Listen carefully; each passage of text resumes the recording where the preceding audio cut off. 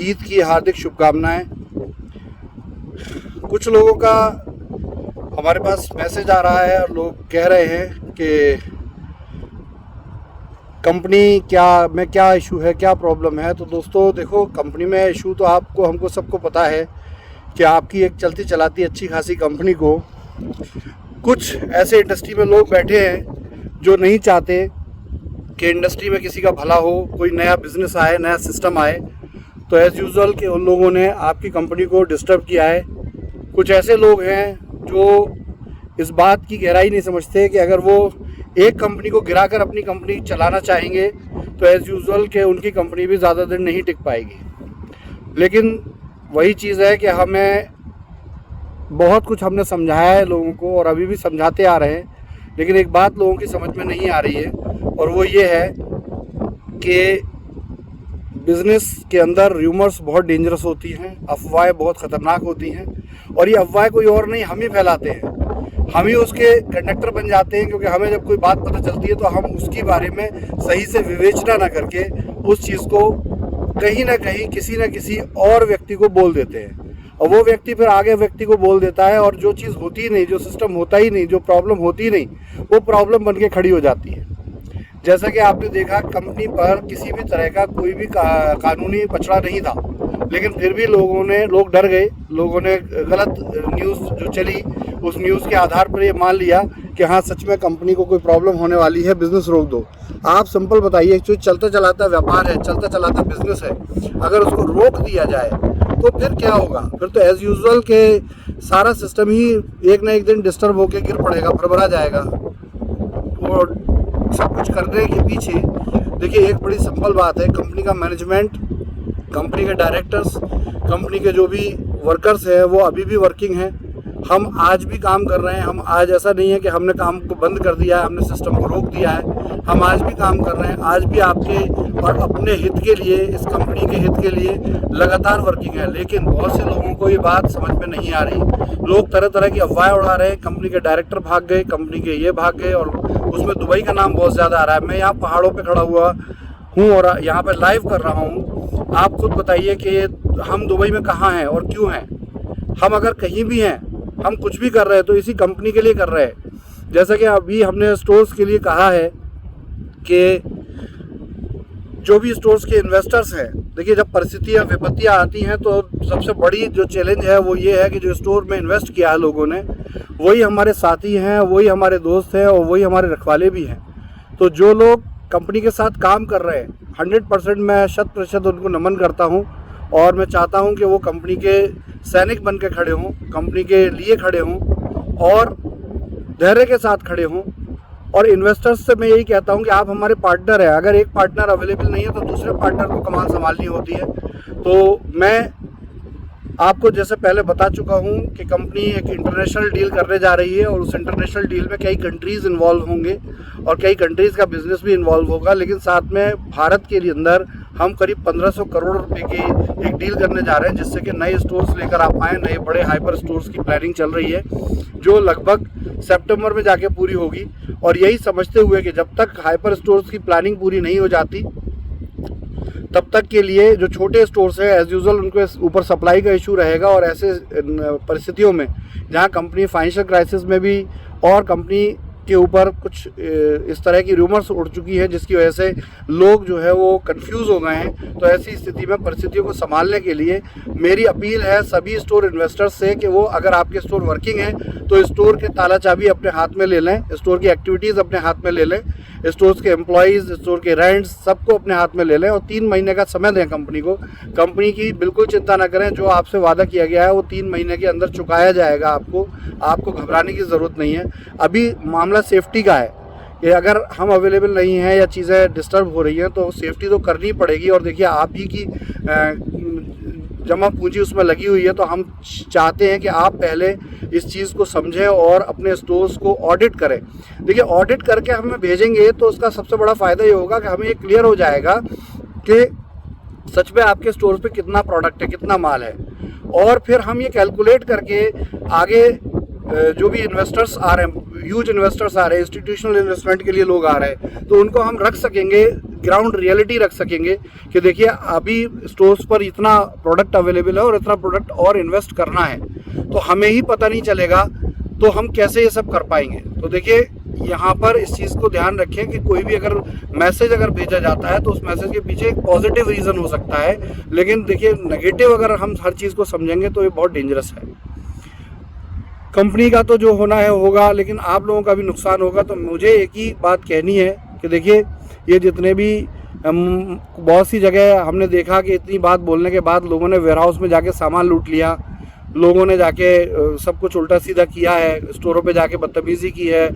Head office में भी मैंने सुना है कि लोग बदतमीज़ी कर रहे हैं, करने जा रहे हैं और तोड़फोड़ करने जा रहे हैं। तो देखिए अगर कानून को अपने हाथ में लेंगे तो देखिए बड़ा सिंपल है कि जो लोग ऐसा करेंगे वो हम भी उनके साथ कानूनी फाइट करने के लिए रेडी हैं, और एज वेल एज उनको मुझे नहीं लगता कि आगे कुछ बेनिफिट मिलने जा रहा है, क्योंकि हमारी देखिए नज़रिया अभी भी वही है, हमारी सोच वही है कि कंपनी के साथ जुड़ा हुआ हर सिपाही, हर व्यक्ति जो आज परेशानी में है, हम उसका साथ दें। लेकिन साथ देने के लिए हमें भी तो मजबूत होना पड़ेगा।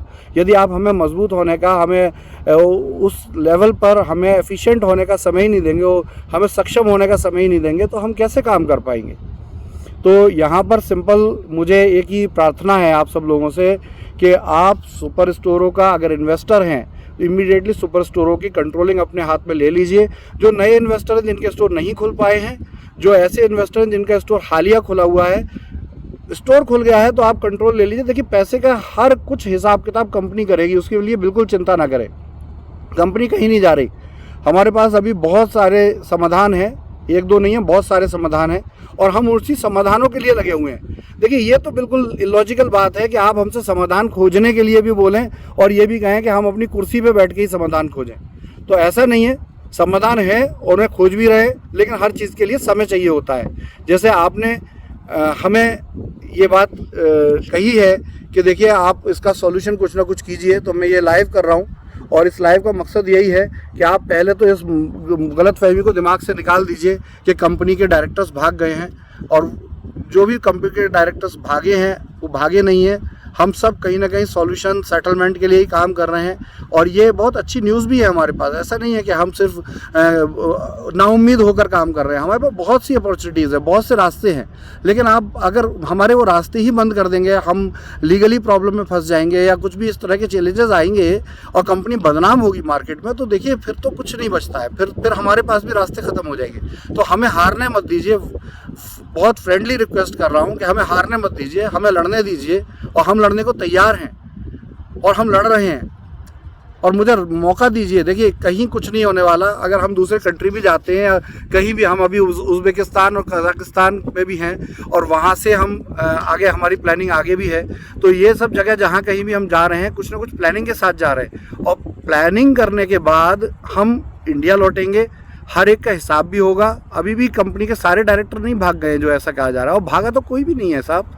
कैसी अजीब सी बात, मुझे तो शर्म आती है ये बात सुनकर कि अगर हम अवेलेबल नहीं है तो इसका मतलब अगर अंबानी काम कर रहे हैं और वो अगर इंग्लैंड चले जाए तो वो भागना नहीं कहा जाता। एक चलती हुई कंपनी जिसका ऑफिस खुल रहा है, सारा कुछ हो रहा है, पेमेंट की मिसमैनेजमेंट हुआ है और वो भी उसके कारण जो है रूमर्स हैं। अगर उन रूमर्स की वजह से कंपनी का मैनेजमेंट डिस्टर्ब हुआ है, फाइनेंशियल क्राइसिस में आई है कंपनी, तो उसे मौका तो दीजिए, उसे खड़े होने का सिस्टम बनाने तो दीजिए, रीजनरेट करने का सिस्टम बनाने तो दीजिए। ये कौन सा तरीका है कि आप जो है कंपनी के जो बचे खुचा सिस्टम है उसको भी नेस्तनाबूद कर देंगे? और अगर कर देंगे तो उसका क्या बेनिफिट मिलेगा? एक और कंपनी का नाम लिख जाएगा डायरेक्ट सेलिंग इंडस्ट्री में, एक नई कंपनी का नाम भी लिख जाएगा कि इसने भी ऐसा किया था, ये इंडस्ट्री को बदलने चली थी और इंडस्ट्री के अंदर ही शहीद हो गई। मैं बिल्कुल सिंपल बात ये कहूँगा कि हमने इंडस्ट्री के अंदर एक बदलाव के नज़रिए से, एक बदलाव के विचार से ऐसा बिजनेस लाया था और हमें ही नष्ट करने के लिए हमारी ही डायरेक्ट सेलिंग इंडस्ट्री ने बहुत कुछ किया है। हम उनसे नाराज़ अभी भी नहीं हैं क्योंकि वो समझ की कमी है डायरेक्ट सेलिंग के अंदर। हमारे प्लान को ही नहीं समझ पाए लोग ठीक से, और अगर वो समझ थोड़ी सी भी 1% भी है तो यहाँ ये चीज़ समझिए कि अगर मैं ये YouTube लाइव कर रहा हूँ तो उसके पीछे एक ही मकसद है कि मैं अभी भी लड़ रहा हूँ, अंतिम समय तक लड़ता रहूँगा, हर हाल में, हर मोमेंट में हम आपके साथ हैं।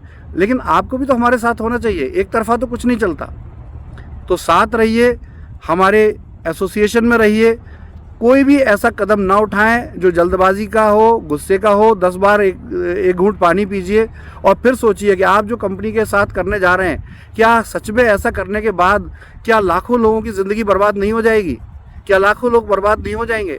हम उन्हीं लोगों की वजह से चिंतित हैं और काम कर रहे हैं, लेकिन अगर हमें ही काम करने के लायक नहीं छोड़ा जाएगा तो क्या होगा? सब कुछ बर्बाद हो जाएगा। और दोस्तों एक बात ध्यान रखिए, जब कंपनी का बिजनेस शुरू हुआ था तो ये कंपनी कोई लाखों करोड़ों के इन्वेस्टमेंट से नहीं शुरू हुई थी। ये कंपनी शून्य से शुरू हुई थी। ये कंपनी मेहनत से शुरू हुई थी। ये कंपनी प्रॉमिस से शुरू हुई थी। ये कंपनी जो है ट्रस्ट से शुरू हुई थी। और ट्रस्ट सिर्फ किसी को पैसा समय पे न देने से टूटना नहीं चाहिए। वो सिंपल ये है कि देखिए, कंपनी के पास अगर फंड्स आएंगे नहीं तो जा नहीं पाएंगे, लेकिन कंपनी का मैनेजमेंट लगातार आपसे कह रहा है कि 3 महीने रुकिए, 3 महीने में हमें रीस्टैब्लिश करने दीजिए, हम सब कुछ करेंगे जो हो रहा है, हम एक्स्ट्रा भी पे करने के लिए रेडी हैं। और तब भी अगर आप लोग नहीं मानेंगे तो 100% देखिए, किसी भी सिस्टम में, किसी भी प्रोसेस में बहुत से ऐसे लोग होते हैं जो सच में वास्तव में बहुत अच्छे होते हैं, लेकिन कुछ लोग बदमाश भी होते हैं। और वो बदमाश लोग सिर्फ एक ही बात जानते हैं कि बस वो कंपनी में काम भी कर रहे होते हैं, लेकिन इंतज़ार कर रहे होते हैं कि कौन सा ऐसा मोमेंट आए जो कि हम लोगों को भड़काएं और भड़काकर कंपनी को की ऐसी तैसी कर दे। क्यों? क्योंकि ऐसा नहीं करेंगे तो दूसरी कंपनी में लोगों को लेके कैसे जा पाएंगे, क्योंकि उनके पास दूसरा ऑप्शन होता है। और वो चाहते हैं कि उनकी टीम अब इस कंपनी से तो उनको प्यार उठाने वाला नहीं, तो इस टीम को डिस्टर्ब करके वो दूसरी कंपनी में ले जाया जाए। और यदि आप सच में नेटवर्क मार्केटिंग को जानते हैं तो एक लीडर की तरह व्यवहार कीजिए। यहाँ पे बकरे बकरी की तरह व्यवहार मत कीजिए। यहाँ ऐसा मत बन जाइए कि कोई किसी को किसी भी तरफ आपको ढोके ले जा रहा है और आप जाने को तैयार हैं। अंततः मैं एक ही बात कहना चाहूँगा, बहुत सिंपल रिक्वेस्ट है। हमने 3 महीने का समय आपसे मांगा है, हमें वो समय चाहिए ही चाहिए। और अगर वो 3 महीने का समय आप हमें देंगे तो हम एश्योर करते हैं कि आपको कोई परेशानी नहीं होगी, ये कंपनी पहले से भी अच्छे तरीके से आगे जाएगी। लेकिन यदि आप ऐसा नहीं करते या जो ऐसा नहीं करता उसकी कोई हमारी जिम्मेदारी नहीं है। और कंपनी के ऊपर अगर कोई भी लीगल या किसी तरह का इशू क्रिएट किया जाता है या करेगा कोई, तो देखिए बहुत साल लग जाएंगे इस चीज़ की प्रॉब्लम को सॉल्व करने में। हम इसको 3 महीने में सॉल्व करके दे सकते हैं। हमारे पास हैं ऑप्शंस।